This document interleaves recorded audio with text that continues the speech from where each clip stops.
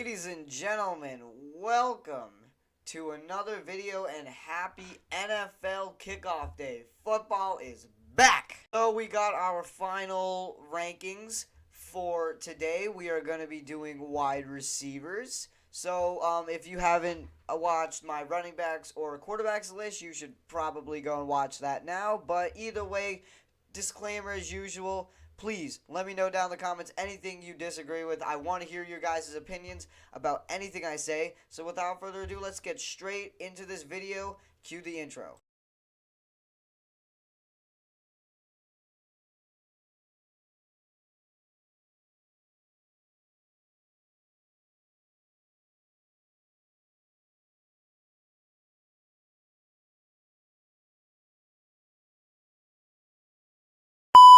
Alright, before we get into the list, we do have one quick disclaimer. Not any rookies are going to be included in here. I mean, well, for quarterbacks, I had to include rookies, but, it just wouldn't be fair to include rookies in, running backs and wide receivers because, I wouldn't know where to put it. For example, if I put, let's say, Marvin Harrison Jr. in, over Michael Pittman Jr., it wouldn't make any sense because, Michael Pittman Jr. has been in the league longer than Marvin Harrison has. But Marvin Harrison will still be good. I'm saying that now. But with no explanation as to how this works, we could start off with number 20, and that is Michael Pittman. This guy has been one of the most consistent receivers since he got into the league, broke 1,000 yards, got paid big money this offseason as deserved, and he's going to go into the Colts and be their number one target. My only concern is their run game.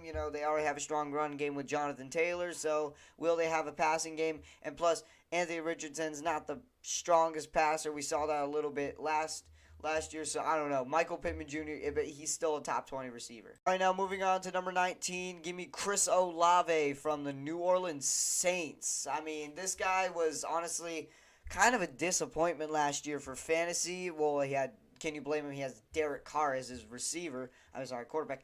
But, listen, this guy has still been consistent. He still broke 1,000 yards. Not too many touchdowns, but, they got a bunch of other weapons. They also still have Alvin Kamara to throw the ball to, but he's still their clear number one receiver there, and that's why he's in the top 20. Right, now, at number 18, we have Deebo Samuel. This guy is still really, really, really good. But we can't act like he's still that 1,400-yard guy that we once saw. He's never going to break 1,400 yards again. He still is going to rush for a lot of yards and receive, but he didn't get too many receptions last year because he was sharing the reception targets with Brandon Aiyuk, Jawan Jennings, George Kittle, Christian McCaffrey especially. So, Deebo Samuel's touch time is really going to be limited this year. Now, moving on to number 17, give me DK Metcalf from the Seattle Seahawks. He gets a lot more heat than he actually should. I know he has an aging quarterback, and Tyler Lockett and Jackson Smith and Jigba, who else to Geno Smith to throw to. I get that, but this guy is still breaking 1,000 yards, hitting 8 touchdowns. We're probably never going to see 2020 DK Metcalf again because, that was may have been a once-in-a-lifetime thing. But, DK Metcalf, he's still one of the biggest wide receivers. He's still one of the strongest wide receivers, and he's still a receiver that you can rely on to get the ball downfield. All right, now moving on to number 16, give me Devonte Smith from the Philadelphia Eagles. My boy, Devonte. I know I'll always love him. He's still one of the most consistent guys. Broke 1,000 yards 2 years in a row. Had 7 touchdowns last year. If he ever really decides to leave, which I never hope he does, but if he ever does, I hope he goes somewhere where he can be the number one receiver, because had we not signed Brown back in 2022, he would have been a monster. He would have been our number one receiver, without a doubt. All right, now moving on to number 15, give me Stefon Diggs from the Houston Texans. Listen, this guy, I'm sorry, but this guy was just not that good last year. He only barely broke 1,000 yards and 8 touchdowns. It was just not his strongest season. He's probably going to have that same exact year now that he's sharing the targets with Nico Collins, Tank Dell, Dalton Schultz. They could throw Joe Mixon the ball sometimes. It's hard for me to put Stefon Diggs anywhere near that conversation because he just has not been that good. And he's going to be so affected by what's going on with him on the sidelines that, he's not going to be as focused on his play. And if he does not, I will say this, if he does not get any targets this year, if he does not get any more targets than Nico Collins, he's going to cause a scene. All right, now moving on to number 14, give me Cooper Kupp from the Los Angeles Rams. And for all of you guys who are saying, oh, well, what are you talking about? Cooper Kupp's still a top 10 receiver. Are you done? Listen, Cooper Kupp's still one of the best receivers in the league, but he is nowhere near top 10. The guy hasn't had a healthy season since 2021. You seriously expect me to believe that this guy is still a top 20 receiver? Because I will gladly laugh at you. Now, am I sitting here calling him a bad receiver? No. I'm not calling him a bad receiver. I'm just saying that he's not as good as he once was. All right, now moving on to number 13, we got DJ Moore from the Chicago Bears. Same reason why I put Stefon Diggs a little bit lower than he actually should. He's going to be sharing a lot of the targets. He's not going to get as many targets as he was last year because he was clearly the number one receiver. It's just common sense. And plus, he has like a little bit of a rookie quarterback throwing in the ball. Honestly, anyone's better than Justin Fields at this point when it comes to throwing him the ball. But he still was one of the scariest wide receivers last year. Broke 1,300 yards, 8 touchdowns, and was just very, very, very consistent. Again, the only thing I'm scared of when this guy is his target share. He's going to share a lot of the targets, and that's why he's just slightly outside of the top 10. All right, now moving on to number 12, give me Garrett Wilson from the New York Jets. This guy, like Kyle Pitts, this guy finally has a quarterback to throw him the ball. This guy finally has a team that we could call good. So, he just has to perform well. He broke 1,000 yards and had over 100 receptions while alternating between 4 quarterbacks. Tim Boyle, Trevor Siemian, Zach Wilson, Aaron Rodgers for 4 plays. It's just, this guy has been so consistent in the worst possible situations. So he's given me no reason to believe that he will not be a top 20 receiver this year. All right, now moving on to number 11, just outside the top 10, we got Nico Collins from the Texans. I've heard that this guy is going to be the number 1 receiver, and boy, do I believe it. This guy was an absolute animal last year, breaking 1,200 yards. The target share is going to be a little bit shabby, but the reason I put him ahead of Stefon Diggs is because they said out of the Texans camp that he is going to be the number 1 wide receiver, and if I were the Texans, that's what I would do too.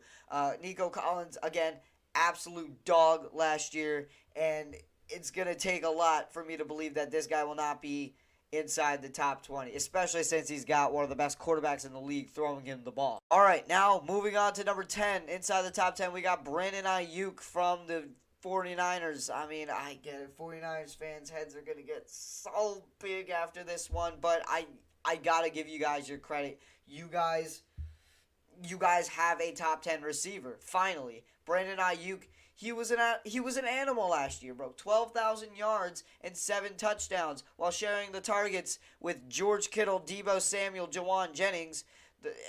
Don't even say that Deebo Samuel's your best receiver. Brandon Aiyuk is your clear number 1 receiver. Just accept it. I'm not trying to insult you guys. Just accept Brandon Aiyuk is your number 1 receiver. He finally stopped being a diva and signed his contract, which a good move, by the way. There's just nothing else to say other than Brandon Aiyuk is a dog, and he should be good this year. All right, now moving on to number 9, give me Mike Evans from the Tampa Bay Buccaneers. This guy quietly had one of the best seasons of his entire career, tied for first in touchdowns, only behind Tyreek Hill. He broke 1,000 yards. Didn't have more receptions, though, than Chris Godwin, who's not on this list. But still, Mike Evans, most people would argue that he's a little bit higher, but, I'm sorry. He's getting old. He's slowing down, and he's still putting up Mike Evans' numbers. So, without a doubt, he's inside the top 10. All right, now, number 8, give me Puka Aaku. Yup, don't even try and say that Cooper Kupp is better than Puka Aaku. don't even try it. Cooper Kupp is older. Puka Aaku just had the best, arguably, probably the best receiving season out of any rookie that we have ever seen. And he's their clear number one receiver. I mean, it's not going to be Cooper Kupp. He's getting old. He's slowing down. He's very injury prone. Meanwhile, Puka Aaku, I don't think he missed a game last year. Well, I mean, maybe they missed a game because, the last game of the season when they already clinched the playoffs. But, I mean, Puka Aaku, absolute animal. You already know. Broke the rookie receiving record. He's going to be their number one receiver, or at least I think. And I just feel like he's going to get a lot more targets than Cooper Kupp because Cooper Kupp's very injury prone and he's slowing down. And Puka Aaku, he's only getting faster. All right, now moving on to number 7. Give me Devonte Adams from the Las Vegas Raiders. I know he has Gardner Minshew throwing the ball. Please believe me, I want to put him lower. But we still have to admit, he's still a Devonte Adams. He still is going to break 1,000 yards every single season. It doesn't matter who is his quarterback. That's what big of an animal that Devonte Adams is. The only concern I have with him is his age and sharing the targets with Jacoby Myers. But I don't think he should worry about Jacoby Myers as much as Puka Aaku would worry about Cooper Kupp or Stefon Diggs would worry about Nico Collins. Overall, just Devonte Adams, absolute beast. And for all of you say he should be outside of the top 10, stop. Devonte Adams will always be a top 10 receiver until he retires. All right, moving on to number 6. Give me Jamar Chase from the Cincinnati Bengals. I want to put this guy higher, but, I mean, I just couldn't after last year. He was just not that good last year. Only had 7 touchdowns and barely broke 1,200 yards. I mean,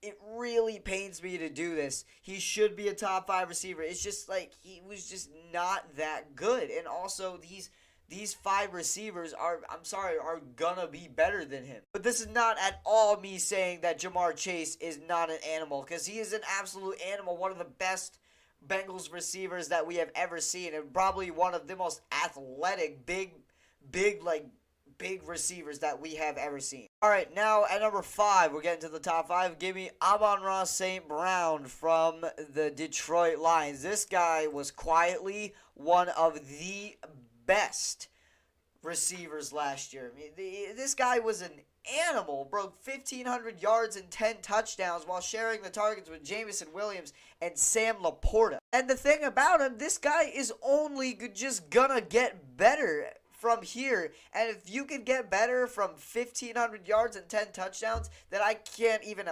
imagine what this guy will do in the future. Amon-Ra St. Brown is a beast. Oh, man, this next one's going to pain me. I'm probably going to get roasted for this in the comments. But at number 4, we got Justin Jefferson. I don't want to do this. If he had a fully healthy season and he had a better quarterback than Sam Darnold, he would be number 1 all the way. But the thing is, I know he had 10 games and he still broke 1,000 yards. I know that, but he was just... He has nobody throwing him the ball. He has Sam Darnold throwing him the ball. And at this point, he's beginning to be more and more injury prone. It only just started last year, so it's going to keep getting worse.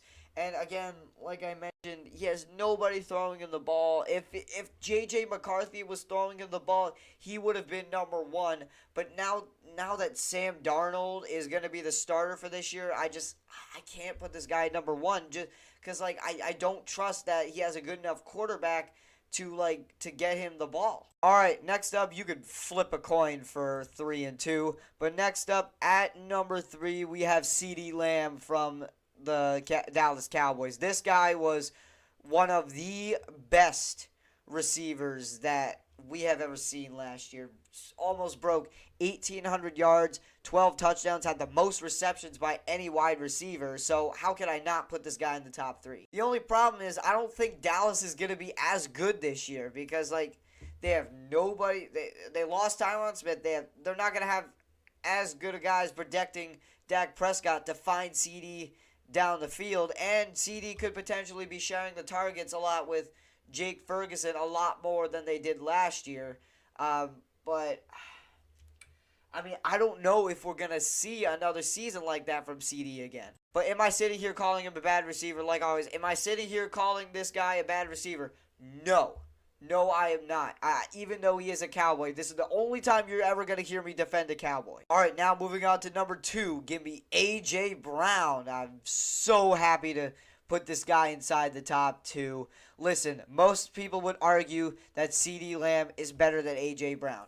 That is a good argument. But we can't act like that CeeDee Lamb season was a lot better than A.J. Brown. He only beat him by like 300 yards. Like, that means A.J. Brown could get in that in like 2 games. Also, A.J. Brown missed majority of the last game of the season. He missed a couple games. So, I mean, and CeeDee Lamb played the full entire season. So, had A.J. Brown played those last couple games, then, I mean, he would have beaten CeeDee Lamb in yards. But again, A.J. Brown is an absolute monster. He is an absolute dog. Like, here, to decide who's better.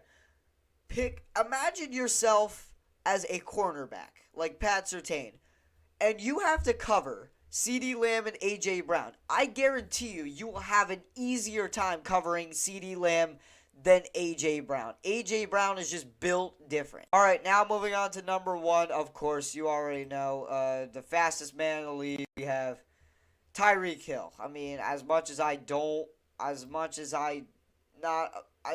not the biggest fan of Tyreek Hill, I must give him his props. The guy has had back-to-back 1,700 yards. He was 1 yard away from breaking 1,800 yards and tied for the most touchdowns. The only thing that CeeDee Lamb beat him in is receptions. And other than that, Tyreek Hill led in basically every single category. And back to my conversation was by comparing A.J. Brown to CeeDee Lamb, who would be harder to cover? Tyreek Hill would be the hardest to cover because you'll be with him right here. You blink, he's already running down the field, and he's going to score a touchdown. Tyreek Hill is undisputedly the best receiver in this entire league. Guys, that is going to do it for my top 20 receivers for the 2024 NFL season. I hope you enjoyed this video, and if you did, please make sure to leave a like on this video, and please make sure to subscribe. We're on the road to 600 subscribers. Every step of the way helps me out so much. I'm trying to get monetized very soon, and I'll see y'all guys the next time I upload, and I hope you enjoy the Ravens versus the Chiefs.